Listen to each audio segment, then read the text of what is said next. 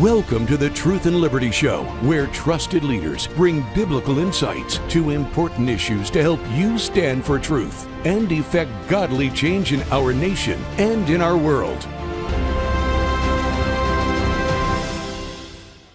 Welcome, everybody, to the Truth and Liberty Show. I'm Richard Harris, your host, and it's just great to have you watching. The Truth and Liberty Show, if you've never tuned in before, we air live every Wednesday and Friday at 6 p.m. Mountain Time here on the Gospel Truth Network, but also on our website at truthandliberty.net and our social media pages. In addition to that, we air once a week on CTN on many of their stations around the country. So wherever you're watching, we're really glad that you're with us. Hey, also wanted to mention that we have a free gift for you today.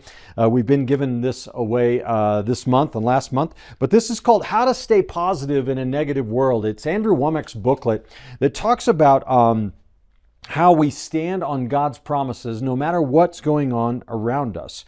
And we release our worry, our care, our anxiety, and we focus on Him. The Bible says that He will keep him in perfect peace whose mind is stayed on Thee. So even in the midst of trial and tribulation, we can stay positive in a negative world. So all you have to do is go to the Truth and Liberty page on the Gospel Truth Network, gtntv.com. Go to the Truth and Liberty page there, share your email address with us, and we'll send this booklet to you in the mail. All right, guys, so we have a really good program for you today. My good friend Chad Connelly is going to be joining me in just a little bit to talk about where we go from here, all right? But first, I wanted to just share a little bit with you to prepare for this discussion. Did you know that in America today, about 63% of Americans identify as Christian, 63%. First thing to note right off the bat, that's based on a Pew Research study, the Religion in America study. It was the last one 2 years ago or 3 years ago now almost. And did you know that in 1990, I think it was in 1993, when this number started falling, but as soon or a little time ago as 1993, so we're talking about 30 years ago, over 90% of Americans said they were Christian, and now we're at 63%. I have a sneaking suspicion that that number is going to tick up the next time Pew does this survey, but nevertheless, we're still way down. 30% down. And at the rate of decline, that means in 10 to 15 years, less than half of Americans will even identify as Christian, much less be people who, remember, Pew doesn't ask, gee, did you surrender your heart to Jesus Christ and make Him Lord of your life? Have you been born again? You know, they don't ask that. They just say, what religion are you? You know? So only 63% of Americans even say they're Christian. What percentage actually are true born-again Christians who have the saving knowledge of Jesus Christ? We don't really know that number. But let me tell you, I'm sure it's a lot smaller than 63%. You know, part of the Great Commission is living and proclaiming truth in culture. The Great Commission is about a lot more than just going to church. It's about a lot more than even teaching in Sunday school. It's even more than just leading people in a sinner's prayer so they can get saved and go to heaven. The Great Commission is about making disciples of all nations. And to make disciples of all nations, we have to be salt and light in the culture. We have to stand up for Christ, who is the truth, and all of His commandments, and the entire truth of the Word of God in the culture. Last November, there was an election, as you know, a pretty big election. It turned out pretty good, right? Donald Trump was elected President of the United States. It was a huge victory for conservatism. And people have been asking since then, gee, what is this? How should we look at it, you know? Some Christians are saying, well, it was a reprieve from impending judgment. I think perhaps it was, in a sense, not necessarily God's judgment, but the harvest, if you will, of the seeds of wickedness that we've been sowing as a country. It is a reprieve, but it's more than that. I believe that the election of Donald Trump last November and the other results that went with it was an open door, an open window. God opened a window, and He opened it for us, the church. God is doing a great work in this nation and around the world. In 2021, Andrew Wommack received a word from the Lord and shared that word publicly, prophesying that God said that we have already begun the third great awakening.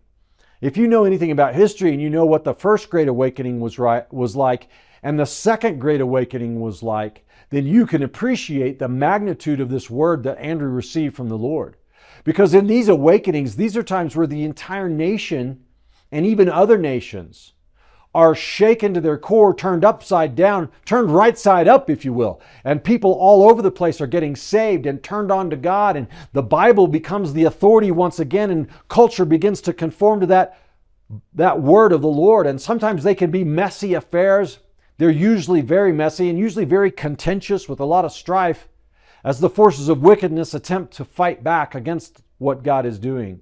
And we see that happening in America. We've seen it over the last many years.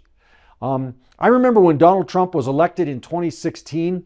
Do you remember seeing pictures of people, especially young people, standing there screaming and crying and bewailing themselves, needing, comfort dogs or whatever they're called, and coloring books and stuff?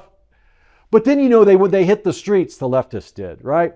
And they were burning cars and breaking windows and protesting, all because Donald Trump got elected. I remember when I watched that, I said to myself, you know what? This is a lot like what happens when you cast a demon out of somebody. The demon doesn't go crazy until you start using the name of Jesus on him, and then the person's eyes roll back, or they may start swearing at you or talking in a guttural voice or all kinds of stuff like that. The demon manifests when he's being removed. And that's because he doesn't want to let go, right?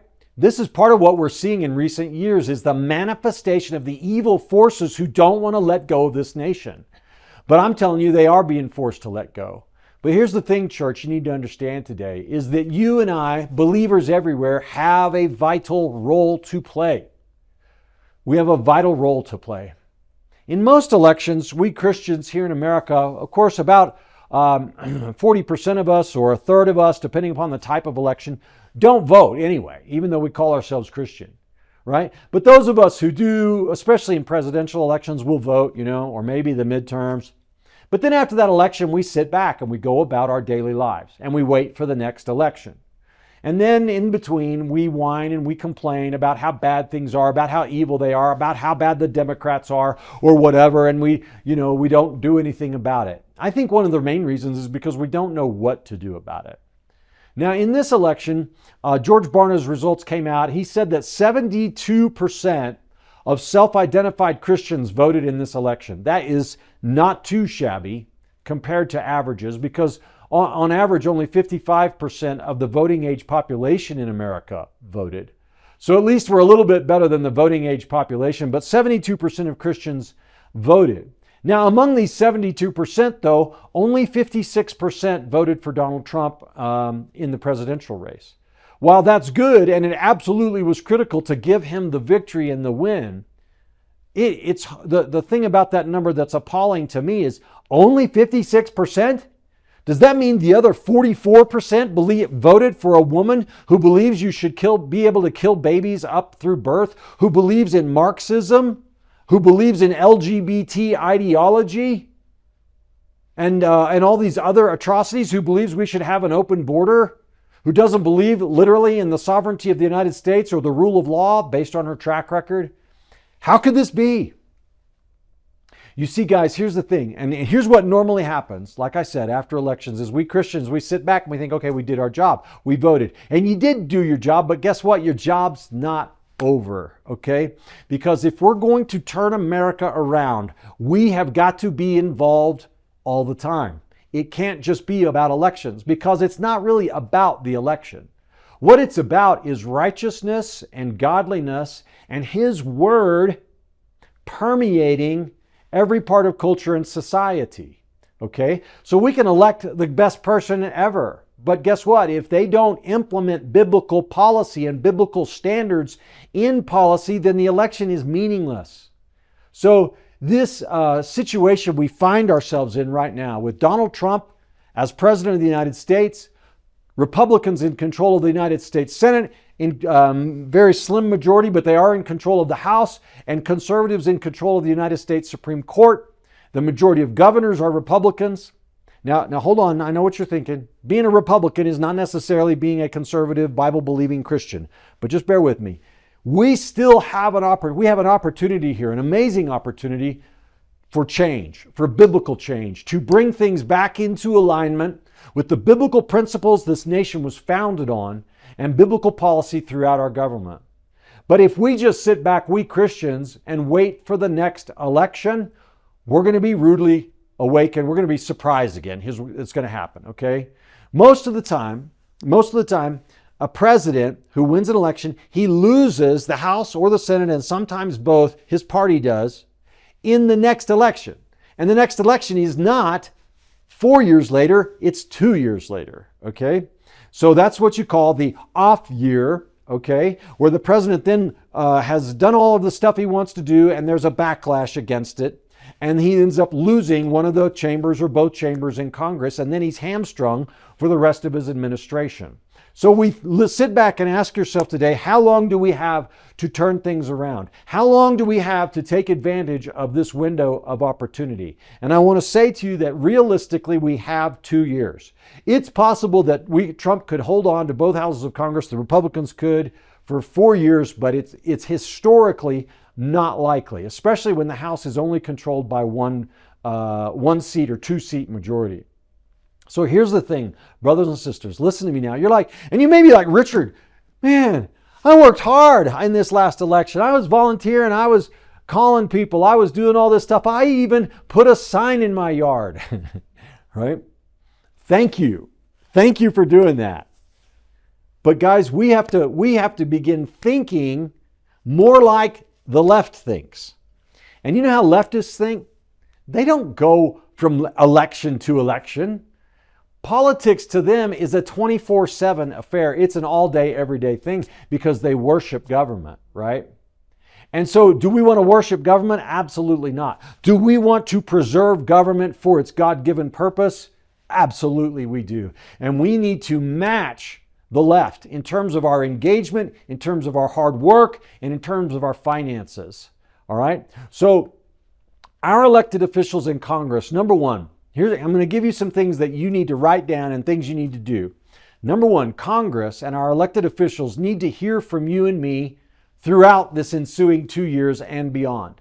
We need to let them know the bills and measures that we don't want them to vote for and the ones we do want them to vote for. We need to chastise the ones that don't vote biblically, and we need to encourage and praise the ones that do vote biblically. You know, most time the legislators, they only hear from us when they're doing something wrong. They never hear from us when they're doing something right. We don't take the time to praise them. Both of them are vitally important because we need to encourage the good ones, encourage the conservatives to stand their ground. I'm paying attention. I'm for you. I'm behind you.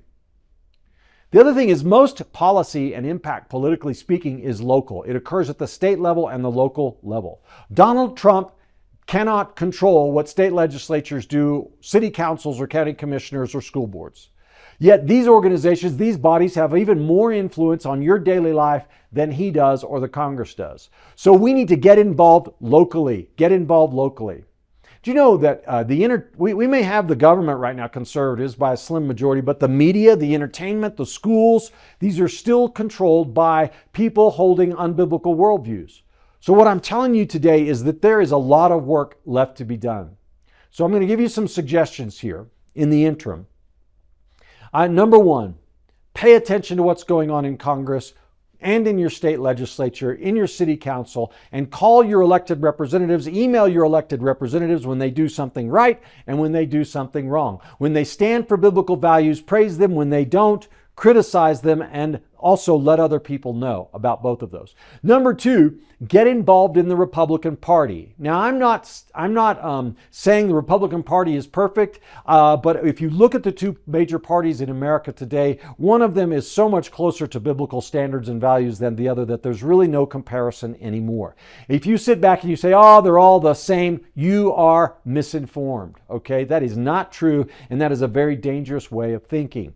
Our system operates through parties. And if you want to have influence, you've got to work through parties. So here's what you do. Precincts, many states, elections are coming up this year for party officials, and all of us need to get involved. We need to go to our local precinct meetings. Many times no one even shows up for these meetings. You might be the only person, or you and your neighbor, and you can control how your precinct votes in the upcoming county and state conventions, where platform issues are decided, where party officials are elected, and where candidates are nominated for positions. Second, consider running for office right now. You're like, we just got done with election. Yeah, I know, but you need to consider running for office, especially school boards, city councils, county governments, and your state house, okay? Consider doing that. Believe me, you have a much higher chance of winning than you think, especially school boards and city councils. If you've never run before, you need to pray about it. Reach out to us here at Truth and Liberty if you need more information. But God wants His kids in these positions so we can start pushing back and changing things. Third, start a culture impact team, a biblical citizenship program, or a biblical worldview course in your local church. On the Truth and Liberty website, we have all of these resources available for you. Culture Impact Teams are civic engagement teams through the Family Research Council. These have the power to absolutely transform your community and make your church into a hub of influence. Second, Biblical Citizenship is a program by Patriot Academy and Rick Green, which will teach people in your church about America's Christian heritage, about what the Bible says about engaging civically and publicly, and will facilitate transition of your church members into engagement in the public square. Fantastic program. Third, Biblical Worldview. Andrew Womack has produced a 4-volume series on Biblical Worldview along with Alex McFarland. Has 12 to 13 lessons in each volume that cover everything from socialism to racism to socialism and foundational issues. You could teach a Sunday school small group or a small group lesson on this. So do any one or all 3 of those things and you will make a massive difference. Next, hold a voter registration drive in your church this year. Talk to your pastor about it. It's perfectly permissible and legal for a church to do this. It can be done and should be done in a nonpartisan fashion, and we at Truth and Liberty can help you with that as well. Just send us an email. Let us know if you need information. The next thing is, get involved in election integrity. Get involved now. All right? There are organizations out there like Faith Wins. We're going to be talking to Chad Connelly in just a little bit, but others that are making a difference in this arena. Get on the internet, find your favorite election integrity organization, and get involved. We need Christians to get together and begin going over the voter rolls, for example, all over America, and identifying suspect, fake, outdated names of people on the voter rolls that should not be there. For example, 10 people living at one location and it turns out to be a vacant lot, or someone who was born in 1872, right? Okay, our voter rolls are full of these kinds of people and they need to be cleaned up. Next suggestion, be involved in your kids' education. Get involved now. Don't wait. Don't delay. You need to know what your kids are learning, and you need to make sure they're not learning Marxist, LGBT, ungodly, anti-American garbage, and make sure they're getting the right education. And the last thing is, support financially and volunteer for Truth and Liberty or another conservative Christian organization. If you're not a Truth and Liberty member, you can become one by going to our website today and signing up to make an automatic recurring contribution of $5 or more per month. If you do that, you'll become a Truth and Liberty member, and you're going to help us engage the church and equip the church to stand for truth in the public square. And so if you do even half of these things I'm telling you to do, you're going to be in the cream of the crop. If you do all of them, you're going to be a powerhouse for change in America and set an example for your family and your church, and that's what we need to happen. All right, guys, so my guest today is Chad Connelly. You know Chad. He's been on our show many times. He's been a speaker at the Truth and Liberty Conference. He's a strategic partner. He's the founder of Faith Wins. Chad is a veteran of the United States Army.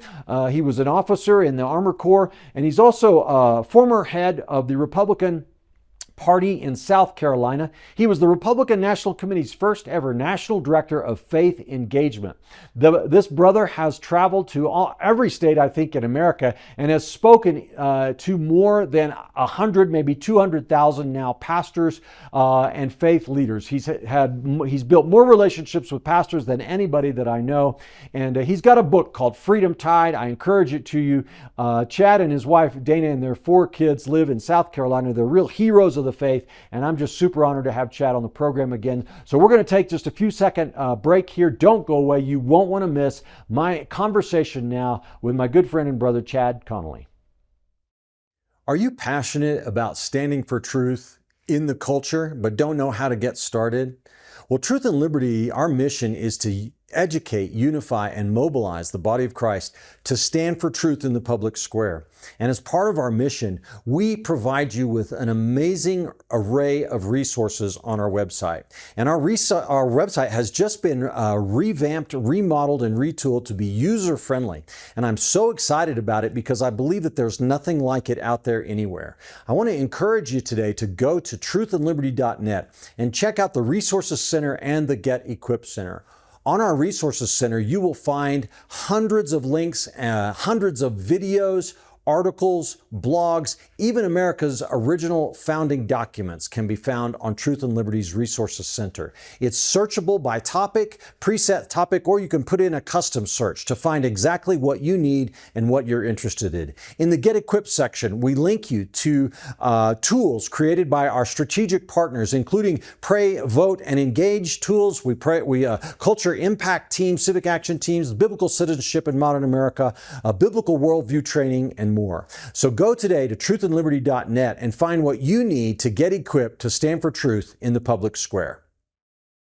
All right, we're back now on Truth and Liberty with Chad Connelly, our good friend, strategic partner, great American. Chad, thanks for coming on the show. I'm so excited to have you back on today.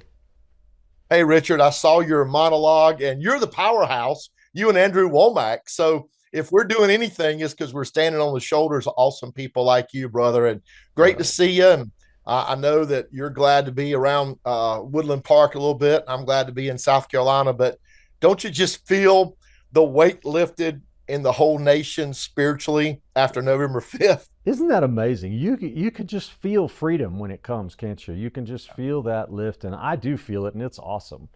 Yeah, Trump wins convincingly, November 5th. I say he didn't just knock a hole in the blue wall, he knocked the whole thing down, sweeping all 7 states. That was pretty awesome, wasn't it? It's amazing. You look what the guy's done. He's not been sworn in, but everybody from Facebook's Mark Zuckerberg to Canada's Prime Minister, they're all flocking to Mar-a-Lago. Hey, what can we do to work together? He's taking phone calls from world leaders. It's like he's already assumed the 1600 Pennsylvania Avenue address, Richard. He's already running the country. It looks like to everybody, everything that's happening, it's Trump and his team driving it. Biden won't answer questions. He pardoned his son. Of course, Kamala Harris is nowhere to be found. We call that AWOL in the Army. It's an amazing thing. I was in D.C. for our friends' conference, a couple weeks ago, and every Uber driver, Richard, everyone to a man, I had all men for some reason, airport to the hotel, back and forth, and the conference, the people working, everybody had on their lips. They just feel like it was a new day in America. Wow, isn't that amazing? Yeah, it's almost like liberals are almost even glad. Some of them aren't ashamed to say it, but it's going to be great. Well, Chad, your Faith Wins. You're 100% committed to turning out the Christian vote and getting Christians registered and engaged and participating. You've spoken at more churches than I think even exist. I don't know how you do it so much, but the stats, Barna, just before the election, he had a kind of a warning shot that went out saying we're going to have 30 million Christians not voting in this election. We got to do something about it. I'm not sure if it exceeded his expectations. I think it did, but his post-election report said it was about 72% turnout among Christians. Now, I think he's talking just self-identified, but that's right. That's a pretty good result. They gave Trump 56% of the vote, according to exit polls. What's your take on how well did the church do in this election? Did we show up? Did we make a difference? Well, Barna, his study was important. And of course, he said there's 31 million that said, I'm not going to vote. They said the three things that would move them were their pastor telling them it was important, a friend telling them it was important, or using a voter guide. And as you know, for the 8 years of Faith Wins and the years as GOP Faith before that, those are the three things we totally focused on, is finding those high propensity people who agree with us, but low propensity to vote. And so we spend all our time doing those things. From Barna's results, and we don't have all the final data. I talked to my data guy a couple days ago. Of course, some states were still voting, but we're matching the places we were. Here's what I can say for a fact. And Barna had this number: 82% of people who said, I'm an evangelical Christian, voted for Trump. He said the evangelicals were the decisive vote. They made up a smaller portion of the total turnout, because turnout was very high. 22% of everybody who voted was an evangelical Christian. But there's no question also about this. We did 124 pastor meetings in 19 states between July 1st and November 5th. 75% of those were in the top 7 states, Richard. Every single district that we were in, and we don't endorse a candidate or a party. Every single one voted more conservatively for biblical values than they had in previous elections. So my data guy is doing a good match on that. We'll put it out in our end of year summary, but there's no question that Donald Trump can just look at the evangelicals, because he championed things that are biblical, that we care about, that the evangelicals turned this out and won big for Donald Trump. That's a pretty good report, Chad. Just sort of a sidebar. We need to make sure Donald Trump gets the news on this. I'm making sure, because I think in the midterms in 22 he got pretty down on Christians, feeling like he was let down. So hopefully he won't feel that way this time. But so the flip side. So the glass is, I'm a half full guy. I think it's good news. But on the other hand, you've got, according to Barna's numbers, that means 28% of the church doesn't even vote. People who call themselves a Christian don't even turn out to vote. So we've still got a lot of work to do. And an interesting thing too is, according to his report, he said that I don't care about that, but born again Christians turned out for Trump at 74%. So how do we have 26% of people that have been born again and Jesus is Lord of their life who vote for Kamala Harris? How can that happen, brother? Well, man, I'll tell you, I asked that question of my Sunday school class. When I try not to miss my own church and teach my Sunday school class, so I get inundated with this stuff every week, and it kind of keeps me sharp, right? But I had that question asked of me right after the election.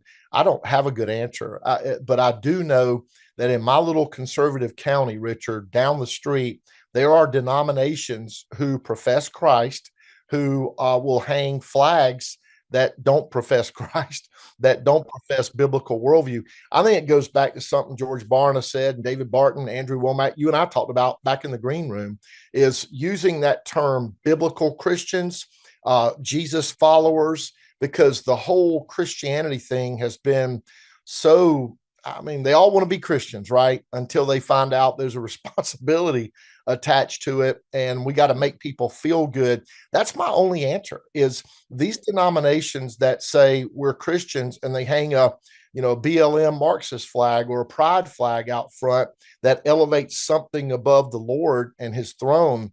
It just bothers me. It gets under my skin so bad I can't stand it.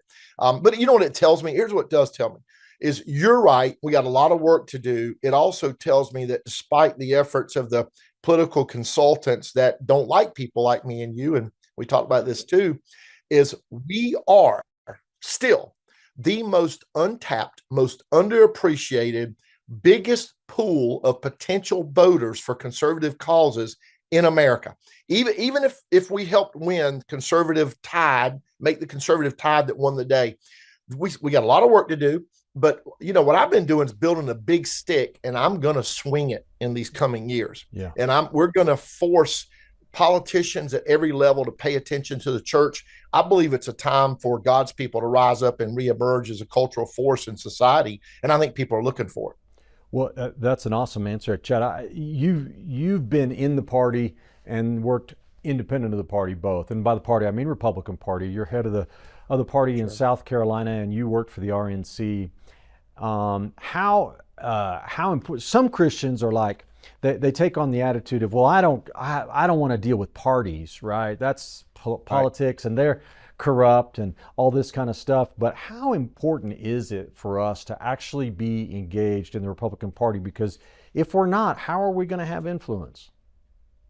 You asked such a great question. I have a mentor that's a friend of mine and yours, and he actually pointed out to me this a few years ago. He said, Chad, I think, God's given you a unique view. And I started praying about it, and the Lord has shown me, and it's humbling, right? I don't know a lot of people in our space who've been a state party chairman, been involved in hundreds of races, done the data side, done the ground side, been a senior staffer at one of the major parties, and then worked in the nonprofit space. I don't know. I really, it's a short list. And so the Lord's shown me, he's given me a front row seat. And I'll say this, is parties aren't good or bad in and of themselves. It's kind of like the person that says, well, I'm not going to that church where Richard and Chad go. There's a bunch of hypocrites there. And my answer now is, well, come on down. One more doesn't matter. My church was perfect till I got there. And I think parties attract people based on what they stand for. Was it Russell Kirk who said politicians just actors on the stage playing to an audience? So we as Christians ought to always make up the audience. And I think the other thing I've come to realize, Richard, it's very frustrating. I've sat in rooms in the RNC, the White House, doing political meetings, and always, I don't think there's an exception. They'll sit around and somebody in the consulting world says, who's taking care of the blankety blank Christians? Who's going to turn them out? And it's really a big reason I left the RNC and didn't go work in the White House and started Faith Wins, because I thought, because of a unique view, we can show these people we have leverage. Yes, I think we as Christians ought to find stuff to be involved in. I think we ought to be involved in the party. I got involved in the party over 20 years ago. This past convention was my fifth one as a delegate, alternate, senior staffer, or state party chairman, and we ought to be involved. I really think Pat Robertson had it right with Christian Coalition in the early 90s. When I ran for state party chairman, Richard, I met a bunch of people who came out of Christian Coalition who had gotten involved in the local counties. And frankly, that's what I'm going to do again. I'm not going to tell people you must be part of this party. Obviously, I know which one they're going to gravitate toward, but I really think Christians ought to dominate those. And when we're wondering why they push things like gambling or medicinal marijuana or, all those things that seem to be nebulous and obscure that we can't stand, or, well, it's okay, abortion up to this point or whatever. We ought to be the conscience of the party, just like we ought to be the conscience of everything else in society. And that's something we got to fix. It's kind of our fault that we're where we are. Did you ever think we'd be talking about who goes to what bathrooms? I mean, seriously, no. That to me, those are our faults, right? Yeah. I mean, it's stunning. Right? Yeah. We're having these discussions about that stuff, and it's been our absence. And there's another problem, though. I think, at least I'm seeing a lot of this here where we are in Colorado. I think it's also nationwide. But there seems to be a real need for unity, Chad. And so how do Christians approach that? How should we approach this? Where we want to be involved in the party, and yet we recognize the Republican parties, there's people in it that aren't Christian, right? And you got to have, there's not enough of us born again, spirit-filled, word of faith people to know or to control things. So that means we've got to work with others. So how does a Christian do that? We need to stand for principle and yet be united with everybody who's willing to work with us. How do you approach that in party politics? Because here we've got our first circular firing squad in Colorado right now inside the Republican Party. And how do we fix that? I really think I read everything I get my hands on when I got involved in the party that Reagan did. And one of my favorite quotes of his is, if somebody's 80% of my friend, they're not 20% of my enemy. And it's like we live in this time where they look for perfection. You know, I've drawn a lot of that criticism in my state, and they tend really not to be Christians, and they tend to be libertarians who kind of didn't land somewhere. I bet it's that way in a lot of states, honestly. But when you go talk to them and you find out you got a lot more common ground than you have, you know, different viewpoints, and you start to talk about working together. But I think for us as believers, we're not that politically savvy. We're not always that strategic. A lot of people I work with, they want it all or nothing. They all or nothing. They're looking for perfection. And as believers, we know that their lives aren't perfect because our lives aren't perfect. We shouldn't be looking for perfection out of politicians or parties because they're just like us. They've got people in them. And so I think that my approach has been build a relationship.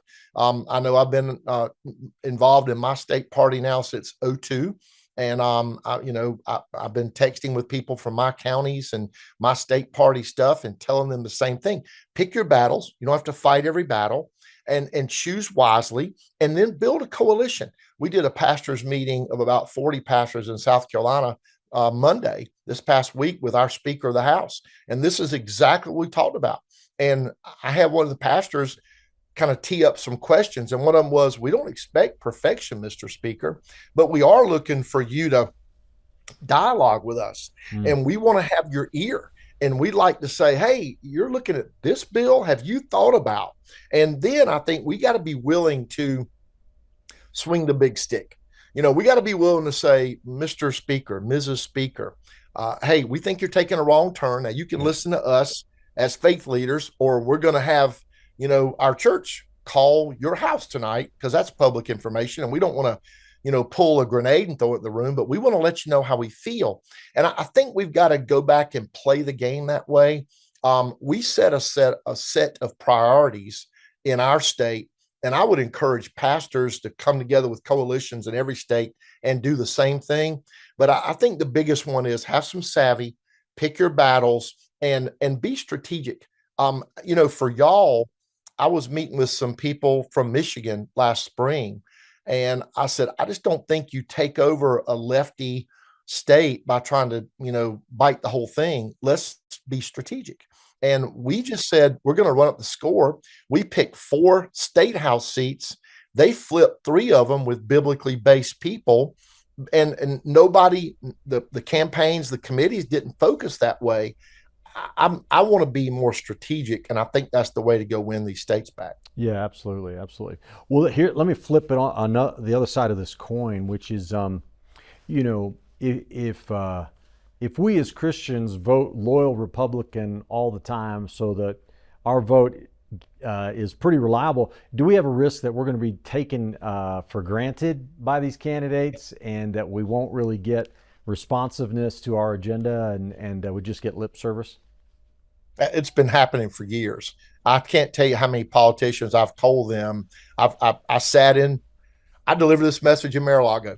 Just same thing is pastors are tired of being taken advantage of. They don't want to necessarily attach to an R or a D party, but they want to vote values. Mm-hmm. And so I think the way to bridge that gap, because let's face it, the biggest majority in the consulting class probably don't share our values. I got under some of their skin when I said it's something that most of them's interaction with their Bible is when they're made dust around it every 2 weeks. And, probably not my most eloquent, but I was ticked off at pastors being run over. And I was in a room where pastors were, chewed out by some in the consulting world, and I took a stand. And so I repeated what I said that day more than sometimes. So absolutely, you're totally right. But it doesn't mean we need to escape politics. We need to realize we're dealing with human beings who are fallible, who are sinful, and who don't share our worldview.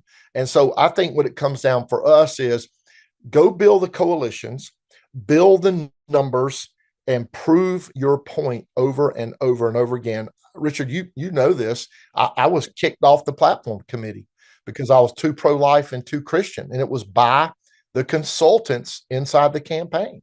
And look, that's a badge of honor in my book. Yeah, but sure. It's exactly what you're talking about. Mm-hmm. I don't think we ought to attach to a party or to a campaign. We ought to attach to the values that most closely align with our worldview that's biblical, and expect them to come to us. And if they don't, let's swing the big stick and show them why. Yeah. Well, but to get focused again on some good news, Donald Trump is now president. I think it was the hand of God. I mean, it just was, Yes. Everything from, the 2 impeachments to lawfare to missed bullet, by 2 millimeters and everything in between. It's just incredible. What do we have to look forward to? What can we get excited about? What do you think is going to happen in this administration that's going to be good? And I'll tell you, anybody who has watched this last couple years, if anybody knows an American figure who's been attacked, maligned, lied about more than Donald Trump, I'd like to meet them too. You got to say God's hand's been on this guy. You're right. 2 millimeters or his head would have been blown apart on international television. Only God, the old but God, but God's got a plan. I think what we can look forward to is a lot of things you and I care about.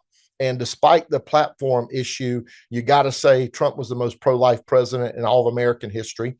We know the kind of judges he's going to appoint. You and I have been part of talking about some of those judges that they're sending into the campaign people. We've got an Israeli ambassador, an Israel ambassador now, who's an evangelical pastor Christian named Mike Huckabee. We've got members of the cabinet who are solid believers. I can't tell you how many of them I know, I have a relationship with, I text with, that are believers and love the Lord. And so there are a lot of people around Donald Trump who think the way we do and read the Bible like we do and look to God, put God on the throne, not selves. And I'm so excited about it. And it's a breath of fresh air, Richard. I mean, it's like a big black cloud lifted off of America. We've seen the left become so zealous for censorship, for suppression of truth, for determining what truth is. I mean, it's like we've been living 1984, right out of Orwell. I reread it last year just for that reason. And between that and there's an entire party now that thinks that boys who feel like girls ought to go to girls' restrooms and change with girls in their private spaces and compete against them. I mean, who'd have thunk it, right? We thought that murdering babies in mommy's tummies was the worst they could do. But it's been this thing where this LGBTQ plus whatever has forced the collision, just like they predicted, of sexual freedom and religious freedom. And if you give a Kamala Harris 4 years to appoint judges at every level, you suddenly have people in judicial spots who determine that it is legal. It is legal to trump, if you will, the religious freedom that the founders gave us in America with this sexual freedom, which is a new creation. And so every avenue I look at, from national security to border security, I think they're determined to find these 300 and something thousand missing kids that you and I know are probably being. I don't even think about what's happening to those kids. It's not humane to let people come willy-nilly over the border. Israel, I don't know if you've been watching a lot of, my buddies are sending me pictures in Israel. They got Trump signs posted everywhere. They're excited because they feel like America's got their back again. Trump's not even in office, and Ukraine and Russia are talking about a peace treaty. Yep. We're going to open up American oil and natural gas drilling and licensing. I can go on and on and on. I think the cities are in for a reprieve. They're tired of the crime and the wanton destruction that comes in the name of freedom, when it's really just lawlessness. I think law and order is going to be restored. Every angle I look at looks like a better America. And I think he's going to make a believer out of even the people that voted against him.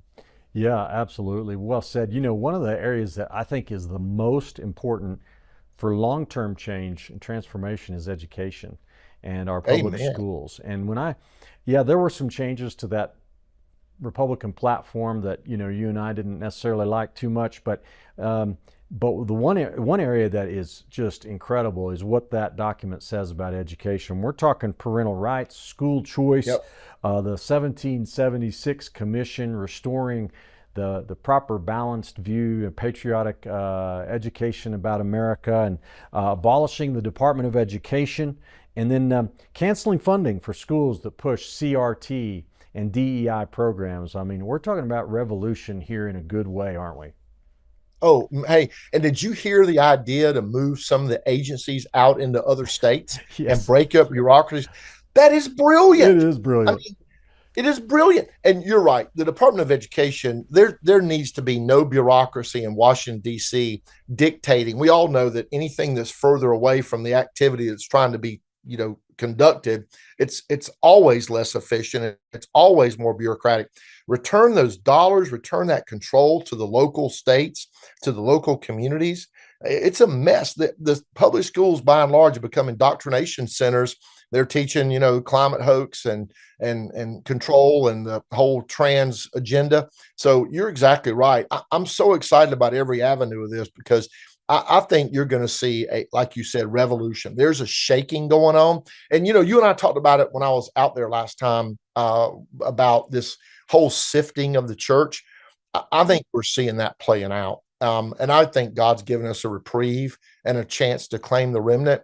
But I do think he's sifting the church, brother. And I think that carries over and ripples out into other stuff. Yeah, absolutely. Andrew Womack just shared something he saw. He shared this with me over the weekend. He read that there was a report that Bible sales last year. Did you see that?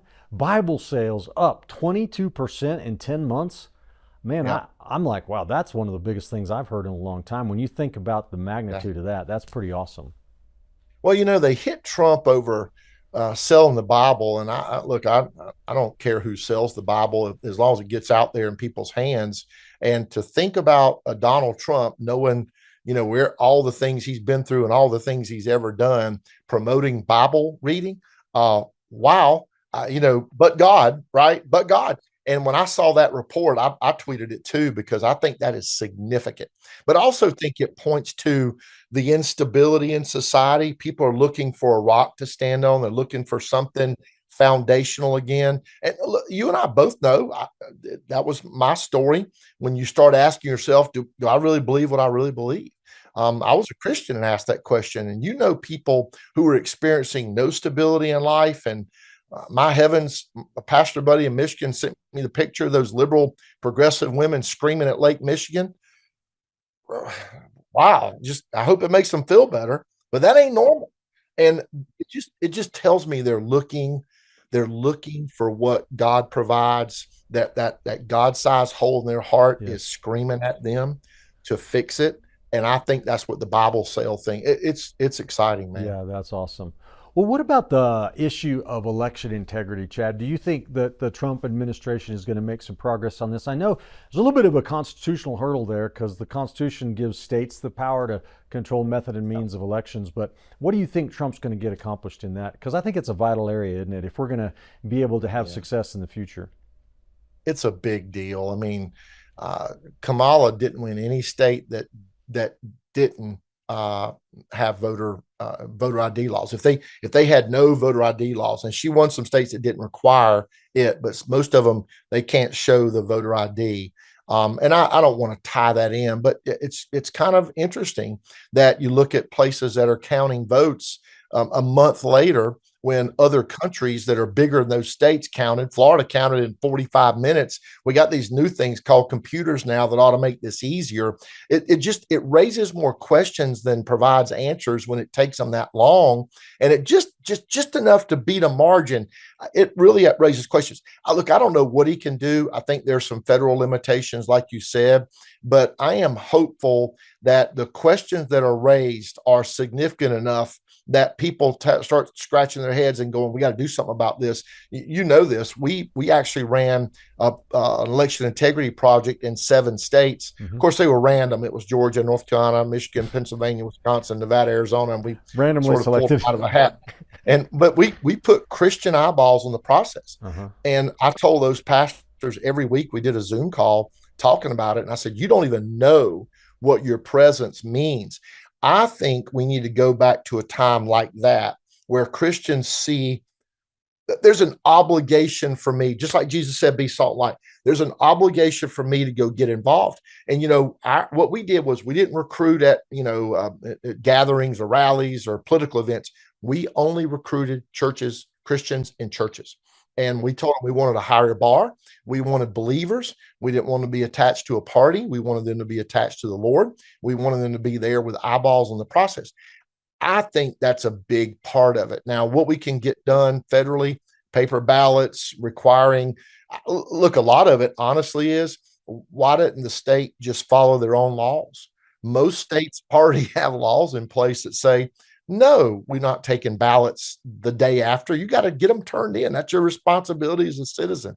But look, we've already got blue state governors meeting.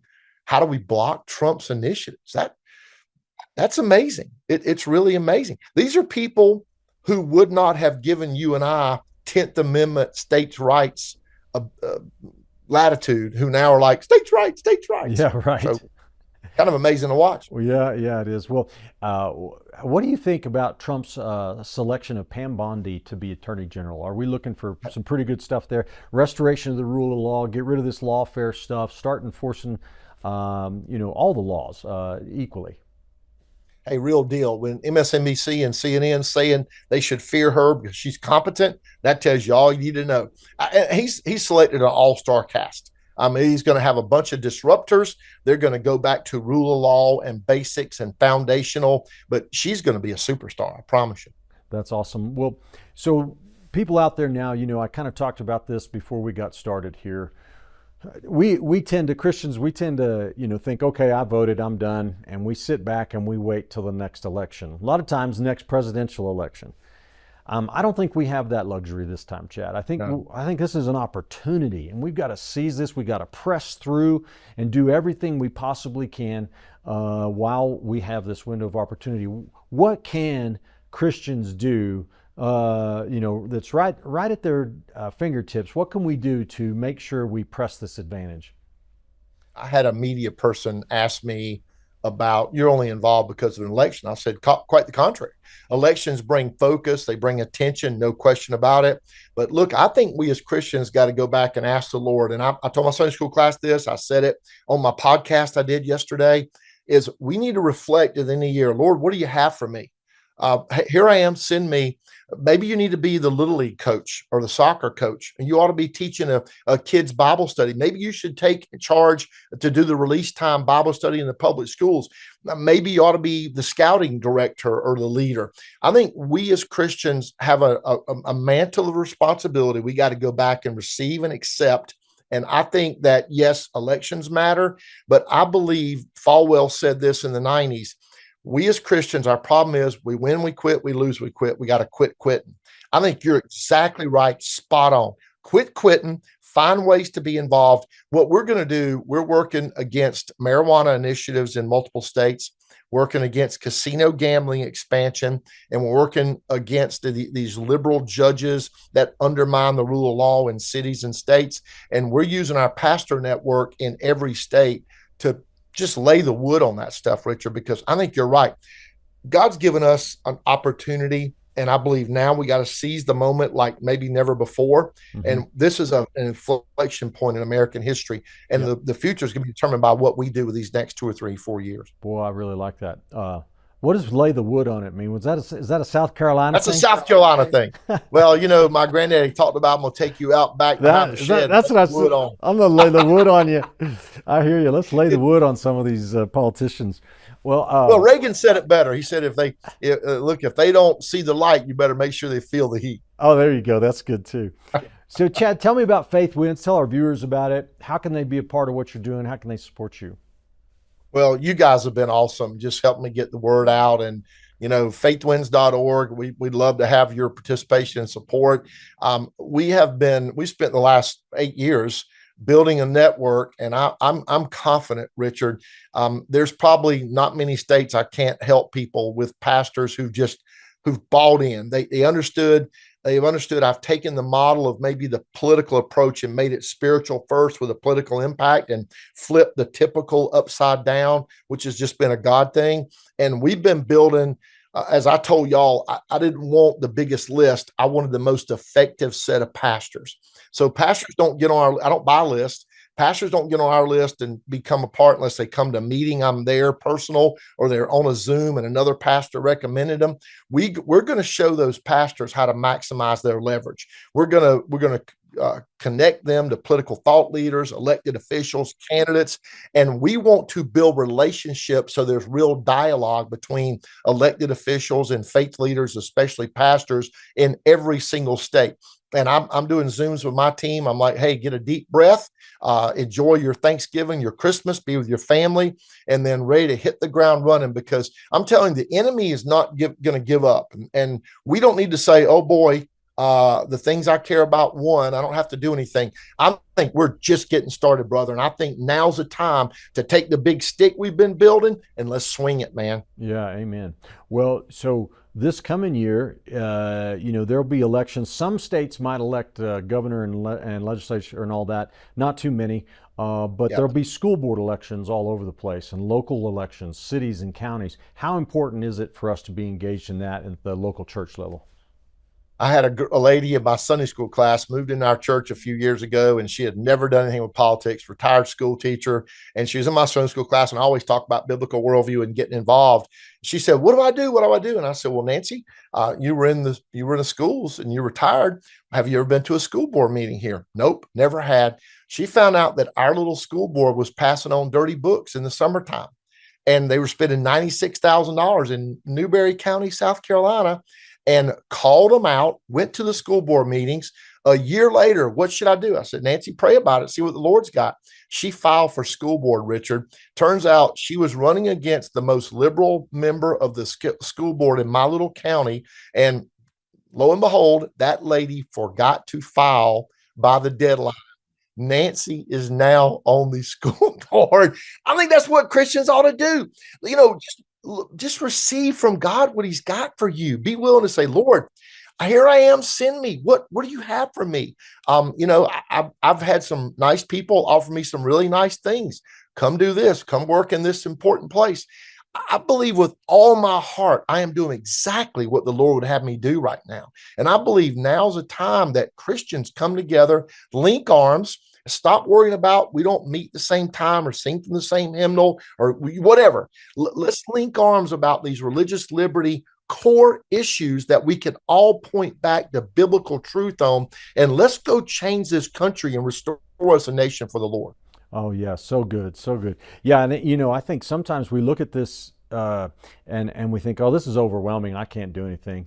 But you don't have to do everything. You just got to do a little. If everybody did just a little, if everybody did like Nancy and found the thing that was their heartbeat, what they're passionate about, and go and start speaking up, going to the meetings, go to your precinct meetings, go to your school board meeting, whatever, those are the folks that end up running for office, ended up making a difference and making an impact. So, sure. And look, yeah. If they'll go to faithwins.org, we've got links for all that stuff, and they can email me. We will connect them to active people in any state. I'm pretty well connected. I probably can't help you much in Vermont. But other than that, we've got great pastors we've been with personally, and we would love to connect your audience and your viewers. And I'm sure I'm going to meet with you guys again at some point before too long, and you and I are going to take a trip together. So we're going to keep talking about this because I believe it's time for Christians to get involved like never before. And all they got to do is ask the Lord what he's got for them. Absolutely. Well, Chad, thank you so much, brother, for everything you do, and I hope you get nice and rested, because God's not done with you either. So there's a lot of good stuff coming. Thanks for coming on the show, and guys, check out his website at faithwins.org, and pray this new year about what God would have you do this coming year. And thank you to all of our viewers for watching today. Be sure to catch us again next time here on Truth and Liberty.